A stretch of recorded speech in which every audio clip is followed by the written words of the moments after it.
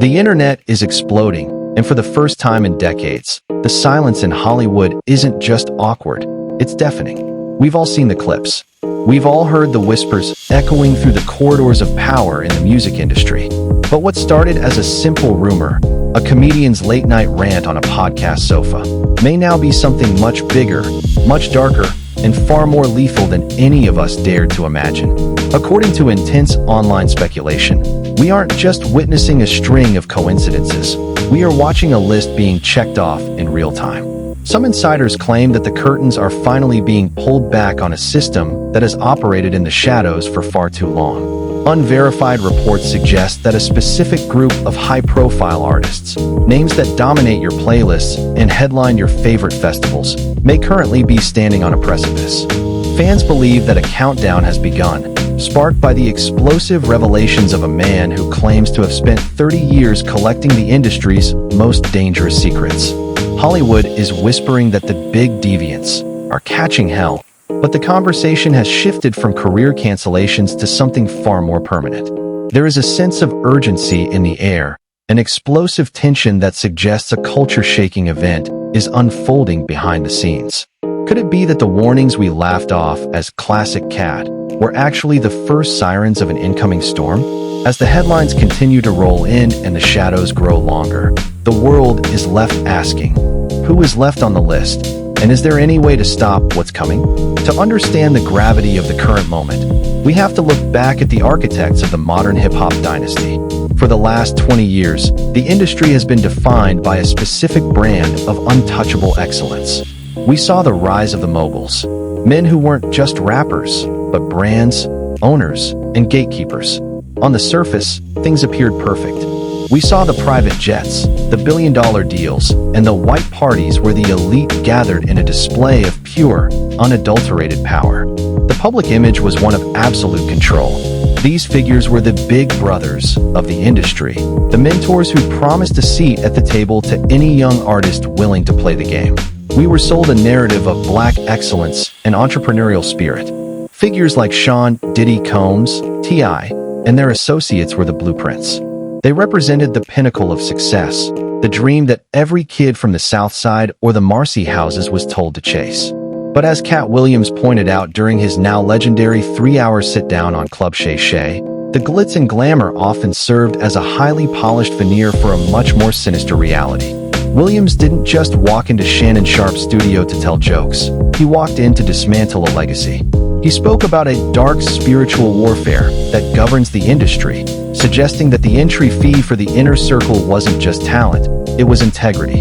Slowly, the cracks in the narrative began to show. For years, there were stories that stayed buried in the blind items of gossip blogs, stories of coerced parties, sacrificial career moves, and a hierarchy that demanded total submission.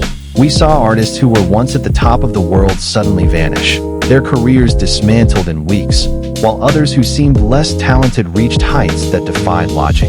The industry appeared to be a well-oiled machine, but Katt suggested the oil was actually the blood of those who refused to comply. He spoke about turning down $50 million 4 times, not because he didn't want the money, but because of what he would have to give up in exchange.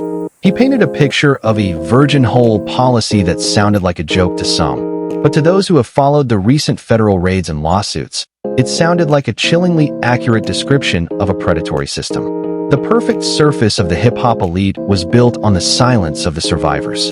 But silence has an expiration date. When Katt Williams named names, Kevin Hart, Ludacris, Ricky Smiley, and Diddy, he wasn't just airing grievances. He was claiming that the big deviants had a shelf life. He suggested that 2024 would be the year of the truth, and that all the lies carefully curated over 30 years would be exposed to the light. This setup wasn't just about entertainment. It was about the fundamental structure of fame and the price one pays to stay in the good graces of the Illuminati-adjacent power players. The tension reached a breaking point when the Katt Williams effect began to manifest in the real world. This wasn't just about a podcast anymore. It was about the chilling accuracy of the timeline. Shortly after Katt declared that all lies will be exposed, the federal government moved in on the industry's most powerful mogul. The raids on Diddy's homes in Los Angeles and Miami weren't just a news story. They were a validation of the industry whispers that had been circulating for months.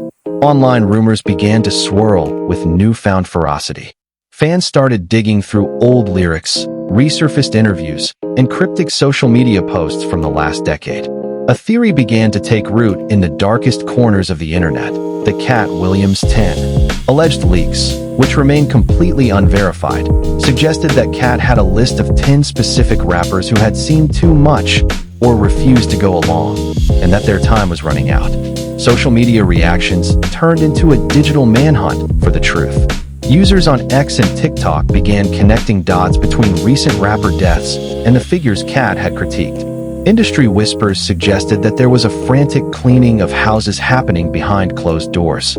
Some fans think that the sudden, accidental overdoses and targeted shootings we've seen in 2024 and 2025 are not isolated incidents of street violence, but are reportedly orchestrated silencing events.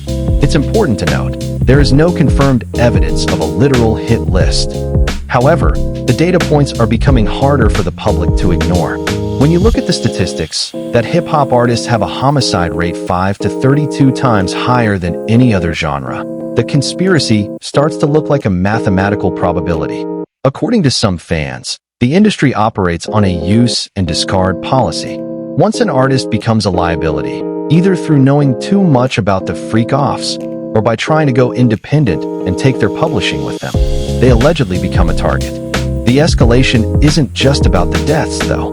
It's about the accidents. The public watched as Rich Homie Quan passed away at 33, a pillar of the Atlanta scene gone in an instant. Then came the news of DJ Unk, then Say So P.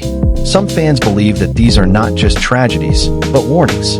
The theory suggests that if the industry can't destroy your career, they will find a way to end your narrative. Industry insiders, speaking under the veil of anonymity, claim that the atmosphere in major label offices is one of pure paranoia.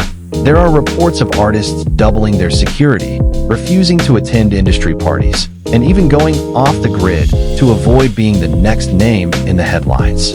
No direct criminal accusations have been proven in a court of law regarding a cabal, but the court of public opinion has already reached its verdict. The game is rigged, and the stakes are life and death. As the pressure mounted, the digital landscape became a theater of the surreal. We started seeing the emotional breakdown phase, the moments where the mask slips and the reality of the fear becomes visible to the millions watching through their screens. One of the most haunting moments involved a viral live stream from a prominent Southern rapper who, according to online speculation, was next on the list. During the stream, the artist appeared disheveled, frequently looking off camera as if expecting someone to burst through the door. He didn't name Katt Williams, but he spoke in circles about the bag and the debt that people in the industry owe to the Shadow Man. He told his fans, "If anything happens to me, just know I was telling the truth." The stream ended abruptly, and the VOD was deleted within minutes, sparking a firestorm of "Where is he?" hashtags. Then came the cryptic social media posts. We saw a series of deleted tweets from an artist who had been a staple of the 2010s bling era. The tweets read, "The parties weren't just parties. They were contracts." I'm sorry, another read, "Katt wasn't lying about the roles. They make you choose between your soul and the screen." These posts were scrubbed so quickly that only screenshots remain, circulating like underground currency in Reddit threads. Fan reactions began to trend globally, shifting from excitement to a collective sense of grief and anxiety. People weren't just standing their favorite artists anymore, they were praying for them. The comment sections of rappers like T.I. and Ludacris became battlegrounds of accusations and defense. When a major artist would go silent for more than 48 hours, the rest in peace rumors would start before a single news outlet had reported a thing. The tension reached a fever pitch during a high-profile awards show where the atmosphere was described as funeral-like. Public figures who are usually boisterous and accessible were seen scurrying from their cars to the venue, surrounded by 3 layers of private military-grade security. The joy had been sucked out of the room, replaced by a palpable sense of dread. The world wasn't watching a celebration of music. They were watching people who looked like they were waiting for a subpoena or a bullet. The industry's reaction to the growing firestorm was perhaps the most telling sign of all. Usually, when a celebrity makes wild claims, the PR machine goes into overdrive to debunk them. But after Katt's interview, the machine went silent. Brands that usually capitalize on hip-hop culture suddenly pulled back. We saw major fashion houses and beverage companies silently scrub artists from their upcoming campaigns without a single press release. Public figures who were usually the loudest in the room began posting cryptic quotes about integrity, the devil, and reaping what you sow. It was as if a memo had been sent out. Do not engage, do not defend, do not speak. We witnessed a wave of unfollows on Instagram that felt like a digital excommunication. When Diddy was arrested, the number of his close friends, who suddenly had no memory of being at his parties, was staggering. Media silence from the major outlets was equally jarring. While TikTok and YouTube were churning out hours of analysis on the 10 rappers in danger, the mainstream music press focused on chart numbers and tour dates, completely ignoring the elephant in the room. This silence was interpreted by fans not as a lack of information, but as a fear of the truth. Industry insiders reportedly claim that major labels have been holding crisis meetings to discuss how to handle the Katt Williams fallout. The concern isn't just about PR, it's about the legal and financial ramifications of a crumbling dynasty. If the gatekeepers fall, the entire structure of the music business as we know it could collapse. Some observers have noted that the industry is no longer acting like a business. It's acting like a cornered animal. They aren't trying to win the argument. They are trying to survive the revelation. But then, just as the narrative seemed set in stone, something happened that no one saw coming. A new voice entered the conversation, and it wasn't a comedian or a federal agent. It was a resurfaced clip from a forgotten interview from 1998 involving a high-level record executive who had disappeared from the public eye decades ago. In the grainy, low-res video, the executive spoke about a mathematical algorithm for rapper lifespans. He claimed that labels took out massive life insurance policies on high-risk artists, policies that paid out more if the artist died at the peak of their fame than if they lived to be 60. This dead rapper dividend, as he called it, was the hidden engine of the industry's profit margins. This clip changed everything. It shifted the conversation from shadowy Illuminati rituals to cold-blooded corporate math. Suddenly, Katt's claim that he figured out the algorithm mathematically took on a whole new, terrifying meaning. It wasn't about magic or demons. It was about insurance policies, publishing rights, and the fact that a dead legend is easier to market than a living, breathing human with a mind of their own. A resurfaced clip of 20-year-old Pop Smoke talking about the people in suits who were watching his every move began to trend alongside Katt's interview. The twist was the realization that the danger didn't come from the streets. It came from the boardrooms.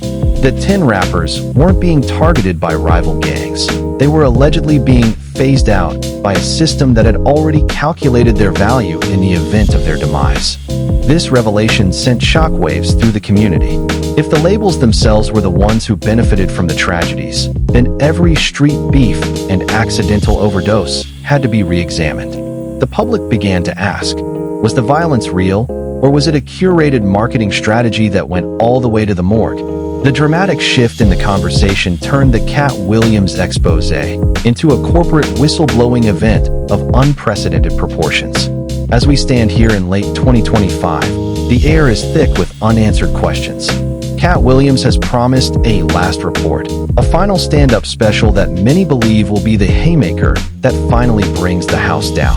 But as we wait for the next revelation, the pattern continues.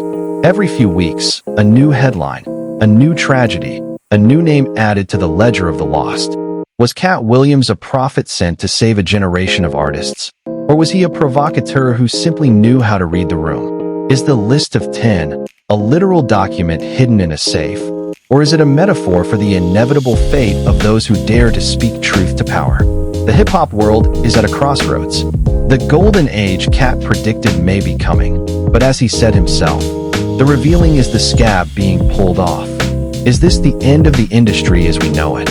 Or just the beginning of a much darker chapter? Was it all love, music, and culture? Or was it a cold, calculated strategy designed to harvest the energy and lives of the talented? The big deviants are catching hell, but the fire is spreading. What do you think? Are we watching a corporate conspiracy unfold in real time? Or is this just the tragic reality of a genre plagued by its own success? Who do you believe is truly in danger? And who is behind the curtain? The truth is coming, whether Hollywood is ready for it or not. Drop your theories in the comments below. We are watching. The world is watching. And most importantly, the industry is watching you. Don't forget to like and subscribe as we continue to track the names, the numbers, and the lies of the last report. Is this the end or just the beginning?